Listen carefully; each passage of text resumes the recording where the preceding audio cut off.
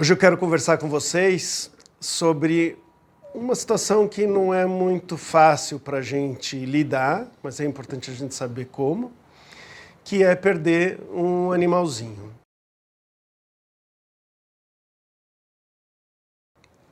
Eu já passei por isso, né? Eu já tive vários companheiros de quatro patas aí na minha vida, e é sempre muito difícil, né? Quando a gente tem uma ligação muito próxima e tal, é sempre muito difícil a gente perder quando eles morrem.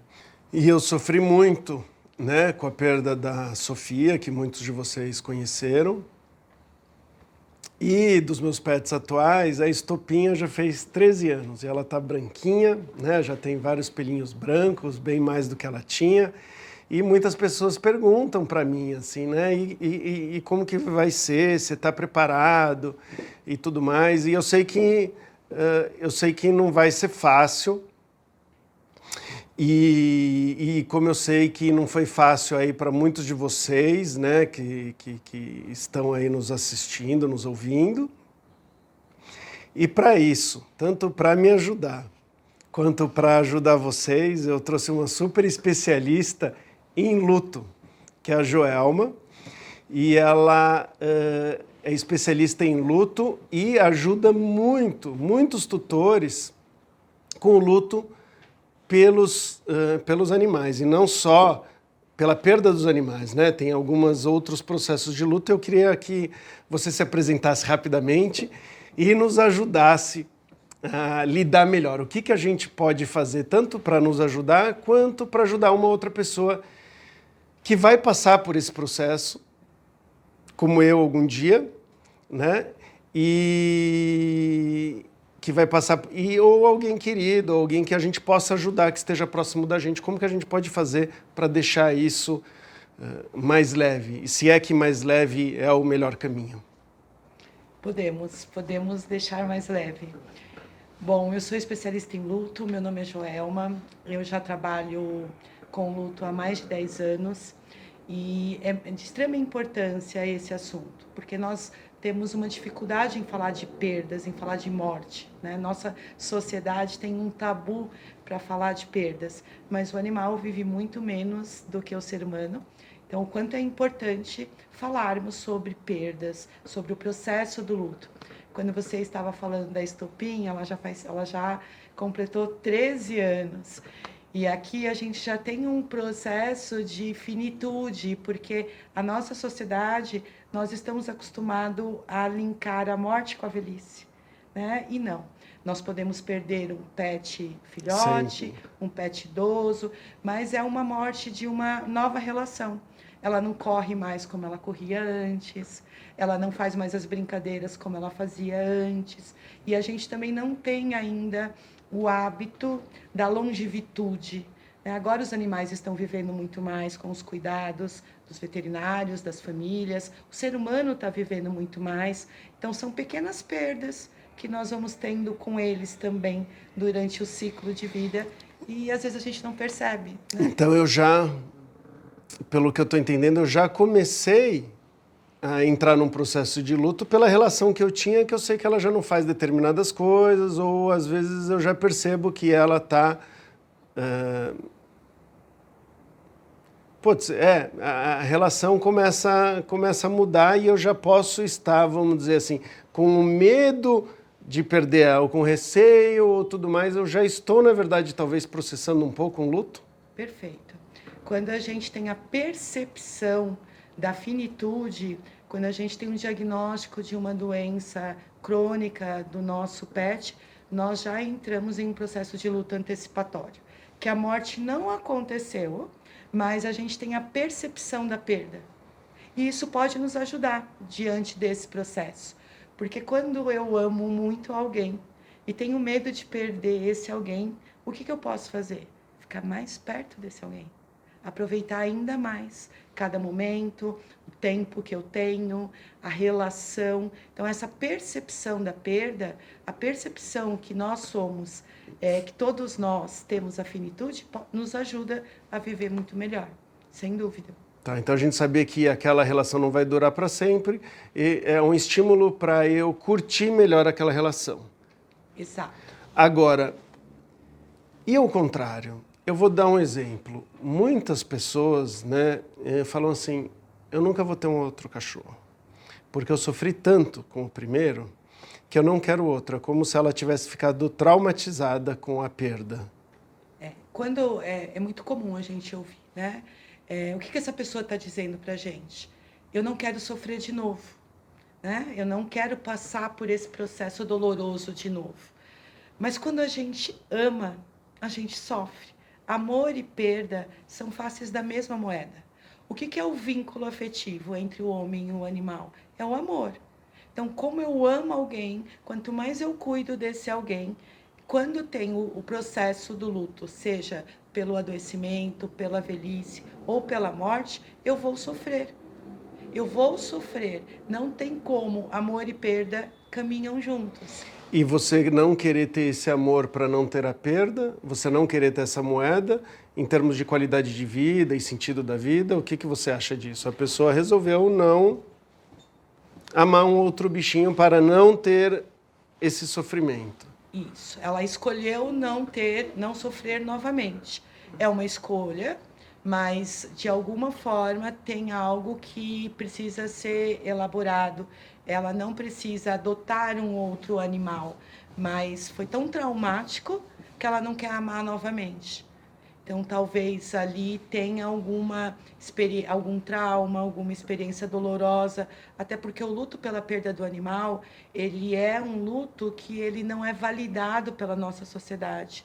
É um luto que ele não tem suporte. Isso traz um sofrimento maior para a Sem pessoa, não é? dúvida, porque se eu não posso falar da minha dor, tudo que eu não falo, tudo que eu não expresso, pode acontecer de se transformar em doenças psicossomáticas. A manifestação desse luto pode ficar mais dolorosa. Eu me isolo, porque eu não tenho com quem, eu não tenho apoio social. E muitas vezes, Alexandre, essas pessoas não encontram apoio na própria família.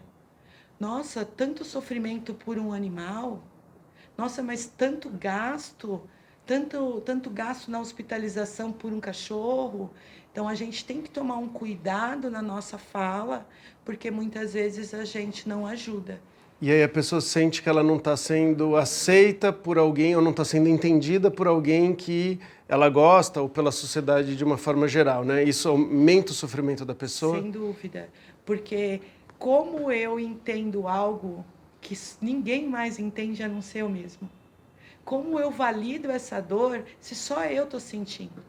Então, quanto é importante a gente reconhecer esse luto, que é um luto natural e saudável diante da perda de alguém que eu amo. Possivelmente essas pessoas, elas não foram acolhidas, elas não foram escutadas, elas não foram respeitadas. É muito comum na minha rotina eu escutar dos familiares dizerem: eu tenho vergonha de falar da dor que eu não consigo nomear. É um nó na minha garganta e meu coração está partido e eu tenho vergonha de falar isso no meu trabalho. Eu não tenho vontade de trabalhar e eu tenho vergonha de dizer que eu não vou trabalhar porque eu perdi o meu gato, porque eu perdi o meu cachorro. E você sabe que já me falaram isso e falou assim, a pessoa se sentiu péssima, porque ela falou assim, eu já perdi parentes, né? E parentes humanos aí, né? No caso, né? E com meu pet eu estou sofrendo muito mais. E a pessoa não conseguia conceber esse sofrimento, ela não conseguia aceitar esse sofrimento que ela estava sofrendo mais do que a perda de um ser humano que era próximo dela. Isso. E é muito importante a gente entender que a gente não mede dor, né? Que as relações são diferentes. Quem era esse pai, essa mãe na vida dessa pessoa? Esse marido? Quem era? Qual era a relação? Não sabemos. Mas esse animal era com quem essa pessoa estava 24 horas. Essa é uma particularidade do luto pela perda do animal bastante significativa que a gente precisa olhar. Eu estou com alguém 24 horas na minha rotina. E perder esse alguém é um mundo que eu desconheço. Eu desconheço não ter essa companhia 24 horas. Ao contrário, às vezes, de uma pessoa que a gente poderia falar vamos dizer, um primo, um pai, alguma coisa que você está vendo 2 vezes por semana, 3 vezes por semana, ou até durante todo o dia, mas você não está lá o tempo todo com o animal, né? A rotina do dia a dia, da experiência. Eu tenho muitos pacientes que falam como eu volto para casa e olho para a caminha e olho pro pote de comida e olho para os lugares que ele fica. E um ser humano não fica com a gente 24 horas. Nenhum dá conta, né? Sim. Ninguém dá conta de ficar com outro ser humano 24 horas. Eu vi um comediante falando assim, olha, eu sento no sofá para assistir a televisão. Ele senta para me assistir, né? Então, isso é um tanto que eles acabam prestando atenção, dando atenção, estando com a gente. E você diria que a pessoa que sofre muito com a perda de um animal é um distúrbio, é um problema no sentido de essa pessoa ela está desajustada ou esse é um processo natural, normal, saudável? É muito importante que a gente entenda que o processo do luto é desorganizador. Perder alguém que a gente ama é desorganizador. Então, eu tenho o impacto da morte ou até mesmo do diagnóstico de uma doença crônica. É muito desorganizador, porque tudo que eu conheço como verdade não vai mais existir. E a partir de agora eu tenho muitas dúvidas. No entanto, cada um de nós vamos reagir de uma maneira diante de um processo do luto. Tem pessoas que conseguem passar por esse processo e não precisarem de ajuda, seja ela psicológica ou psiquiátrica. E tem pessoas que precisam de ajuda. E tudo bem também se eu precisar de ajuda. Mas ele é singular. No entanto, o luto vai atingir todas as dimensões humanas. Muitas vezes nós achamos que é emocional, mas o luto vai atingir o físico, o cognitivo, o espiritual. Então é muito natural eu ter déficit de memória, dores de cabeça, enxaqueca nesse processo que o meu organismo está aprendendo a viver sem quem eu amo. Natural e saudável. Alguma dica do que, de uma forma geral, ajuda as pessoas a lidarem com o luto? Você pode, não sei, de repente negar que que aconteceu, ou não pensar naquilo, ou eu tenho que pensar e chorar, ou conversar com alguém. Tem algumas dicas que, de uma maneira geral, ajudam a maioria das pessoas? Sim. No primeiro momento é muito natural nós negarmos, né? Notícias ruins, notícias difíceis. Não, isso não está acontecendo. Isso é muito comum.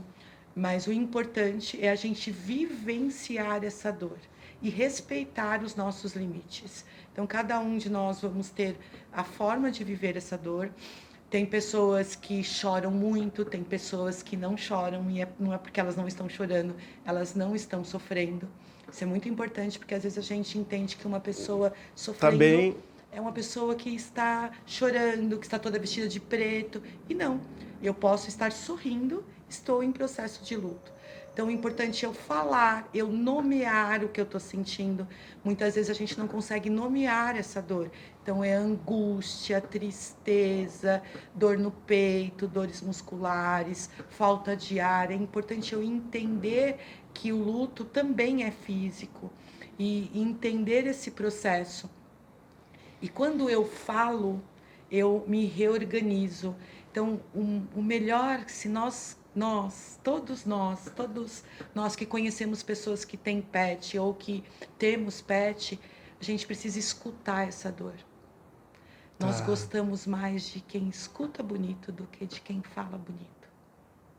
E não é todo mundo que consegue escutar e respeitar essa dor. Eu acho que não é nem que só não consegue, concordo, mas tem gente que vai falar assim, vamos parar de pensar nisso, vamos fazer alguma coisa divertido, ou esquece, né? Ou vamos foca nas coisas que são legais. Não, é só um cachorro, ou você só perdeu um gato, imagina, podia ter sido seu filho, vamos fazer alguma outra coisa. Vamos jantar, vamos tomar uma cerveja. Não, essa pessoa não quer jantar, ela não quer tomar uma cerveja, ela quer falar o quanto está difícil.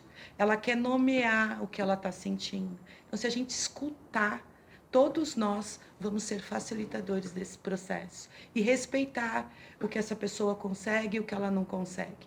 E quando nós quisermos saber algo de alguém enlutado, pergunte a ele. Porque às vezes pode ser uma coisa tão simples, às vezes pode ser: você consegue guardar as fotos que eu não consigo olhar nesse momento?